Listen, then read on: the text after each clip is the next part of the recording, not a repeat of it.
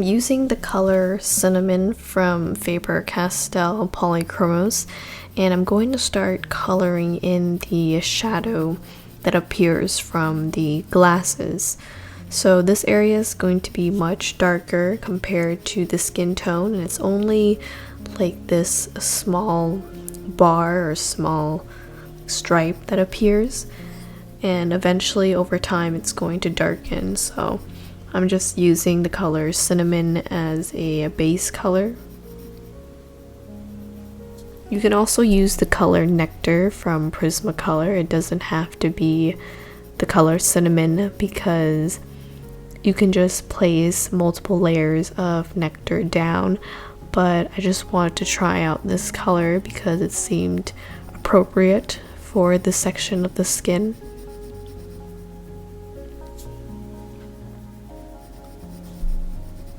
So I'm just gonna keep on going back and forth in this area until it becomes as dark as I want it to be.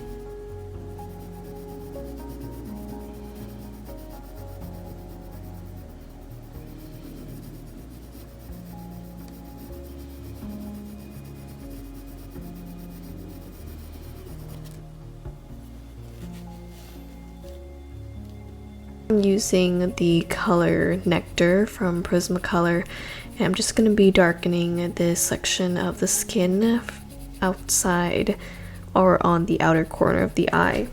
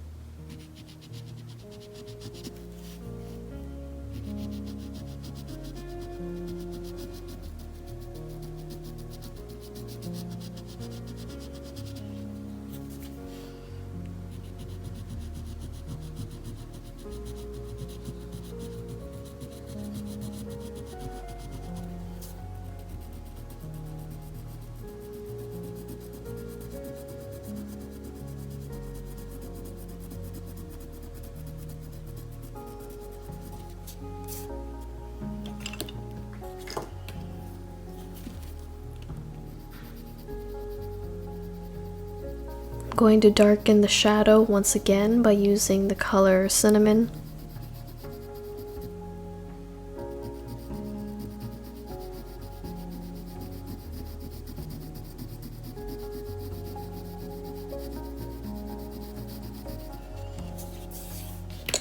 Now I'm using Gray Green Light from Prismacolor, and I'm just going to lighten that part of the skin.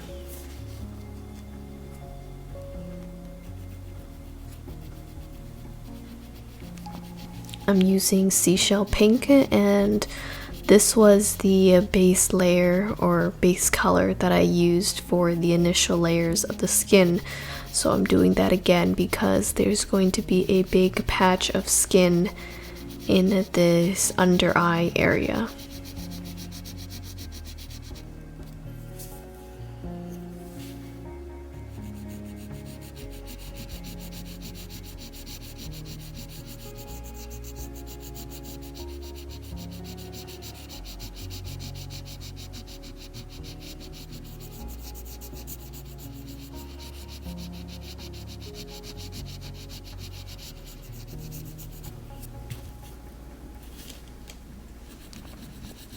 I'm layering on top the light peach color from Prismacolor just to make it look a little pinkier, since Seashell Pink does look very dull and kind of on the gray side. So by placing this color on top, it's going to look more lively and skin-like.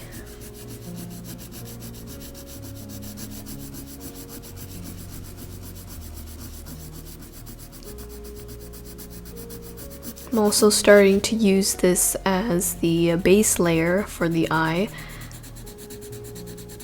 So it doesn't really matter whether you use seashell pink or light peach as your base layer. As long as you use a light pressure, you'll be able to mix the two colors together and you'll achieve the ideal skin tone.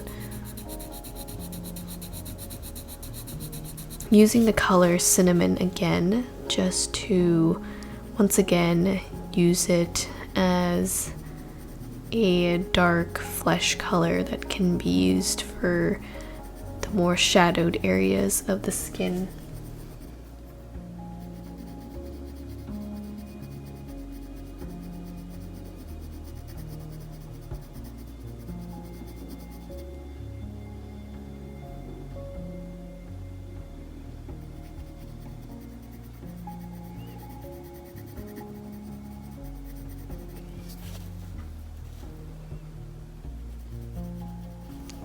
I'm using Tuscan Red to darken the areas with cinnamon.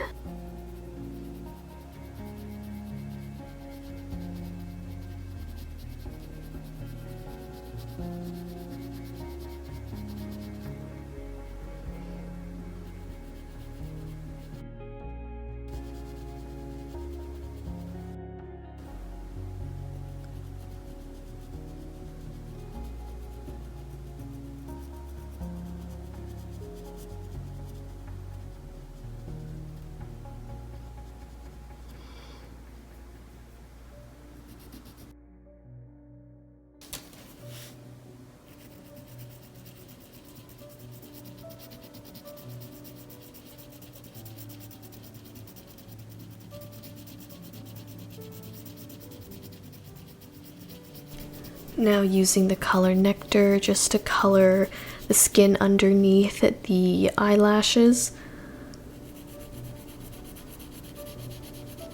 Typically, I color the skin color first and then color the hair on top, because normally if you color down the thin strands of hair, the skin color that you layer on top is going to mess with those thin strands, so there's no point in placing down those fine hairs first. It's better to just have a base layer, the skin color down, and then draw the hairs on top.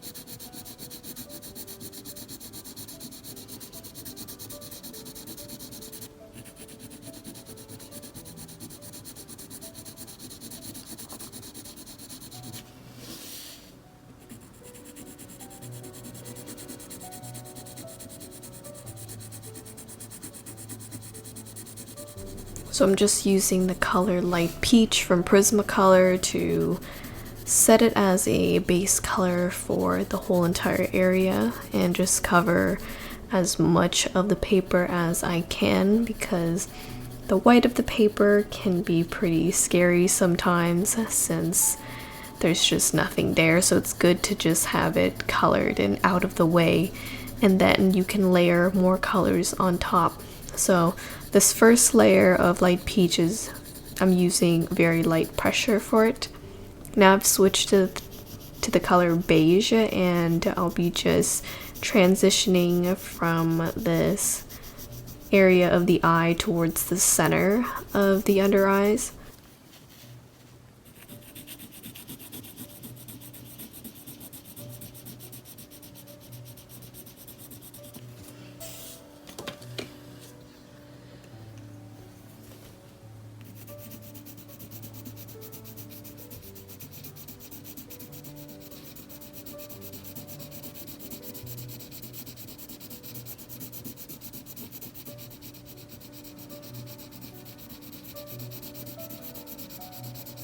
Using the color peach as the second layer on top of the light peach, and we're just darkening the skin tone a little bit, or creating a more saturated tone, since most of the light peach has the paper underneath still showing through. So this will cover more grain of the paper, as well as just add more color to the skin,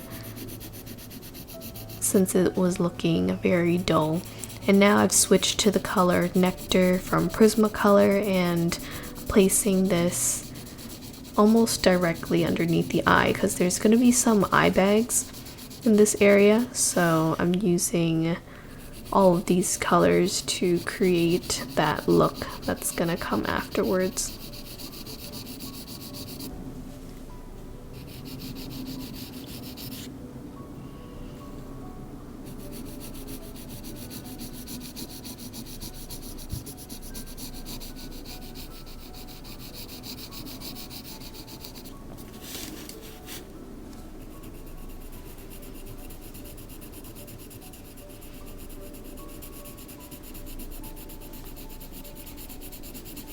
So I'm alternating between the colors Nectar and Light Peach, just to even it out and not have it be too dark or too light.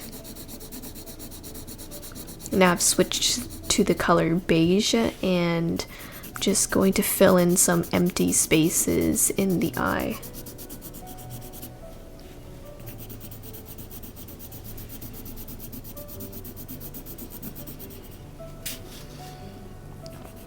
Going back to the color Peach, I'm filling in some more of the white of the paper that's peeking through.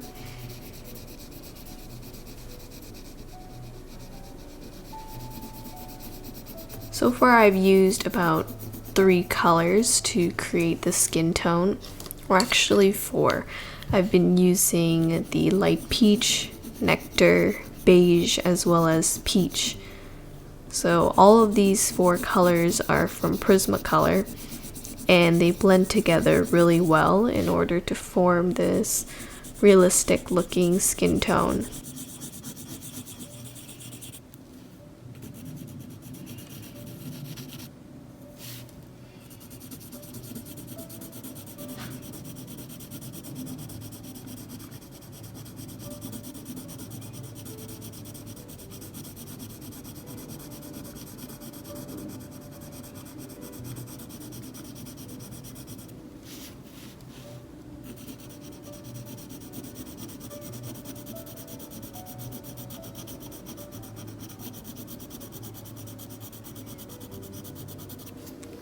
Using the color Peach to start coloring the eye bag area, or the area that's right underneath the eyelashes. So you're starting to see how the waterline is showing through, it's more evident, and then you have the eyelashes that are gonna go on top.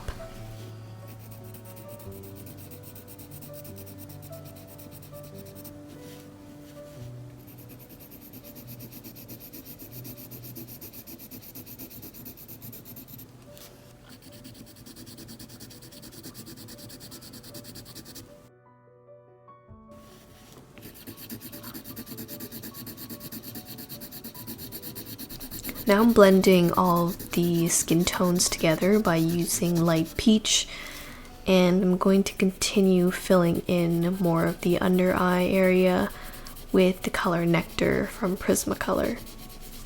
So it's good to once in a while use the lightest color in your skin tone range to just blend everything together and create a more smoother look, so you get rid of the gradient in between the colors. So now I'm just filling in more of this area so I can draw the eyelashes on top afterwards.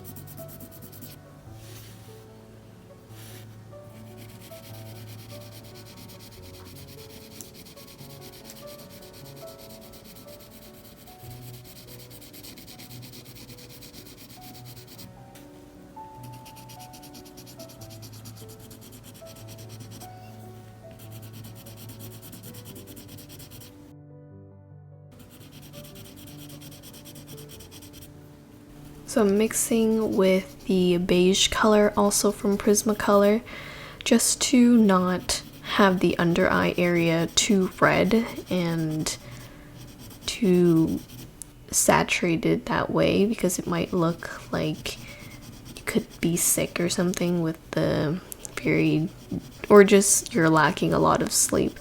So it's better to just even out the skin tone by using the beige color and get rid of some of the redness under the eyes.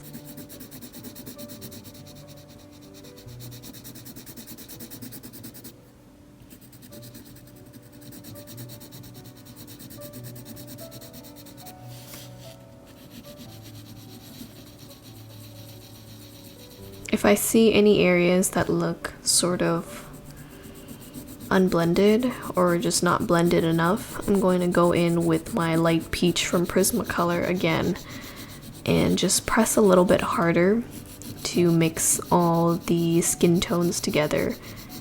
And now it's starting to look really smooth.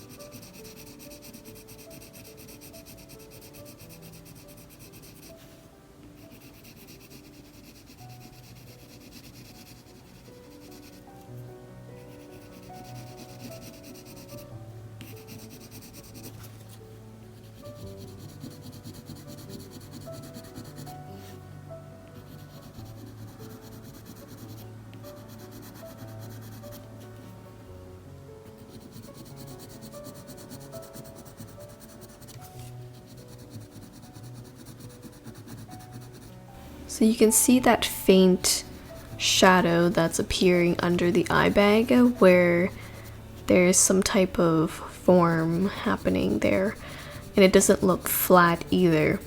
So that's the effect that I wanted to create by using some of the Nectar color as the base color and then going on top with something light, like light peach towards the end, and highlighting the areas that I need. So now you can see that it's like the shape of an eye, and it doesn't look like a flat surface between the under eye or the eye bag and the rest of the skin in that area.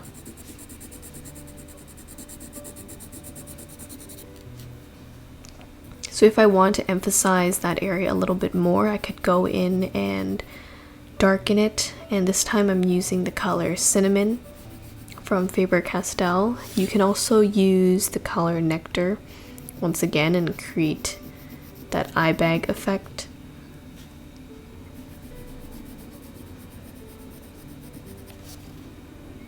There are some creases that appear in this area, so I'm going in with the Tuscan red color and I'm using very light pressure.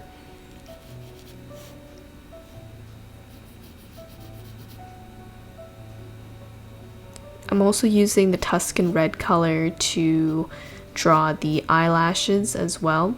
And I'm making sure that the pencil is very sharp to create these very thin and small eyelashes.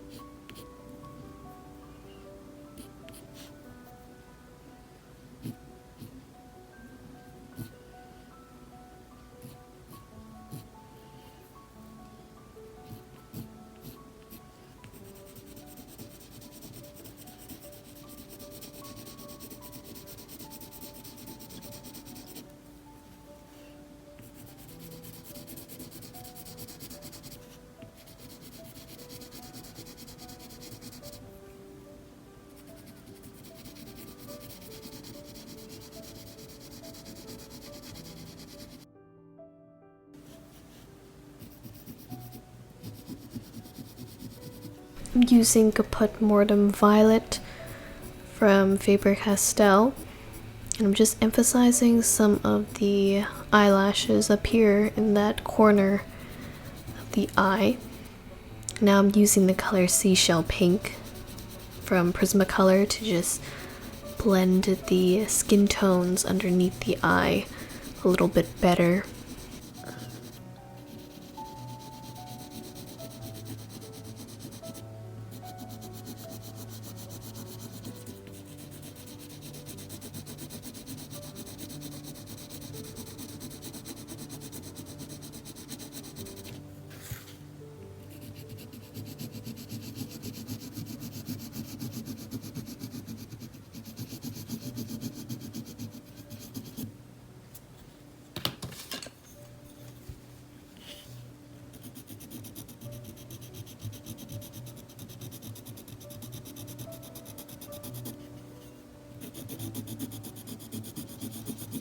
In this short amount of time, we were able to color the eye as well as the skin around the eye.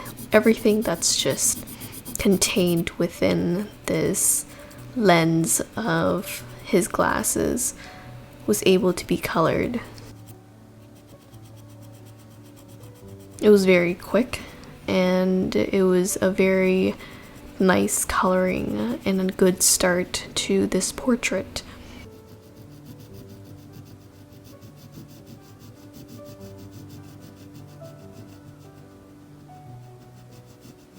I would say not to worry too much about trying to perfect the skin or the coloring in this stage, because at the end, once you look at the portrait all together, you're just going to make some final touches then, so it's not too important to finish everything. As long as you get the general gist of the eye and you're able to recognize it as being the eye and everything looks pretty good so far, then you can just move on to a new section of the portrait. It doesn't have to be 100% burnished. Usually I don't burnish it 100%. I'd leave about 10% or 15% left of coloring and save it towards the end to finish off the whole entire portrait.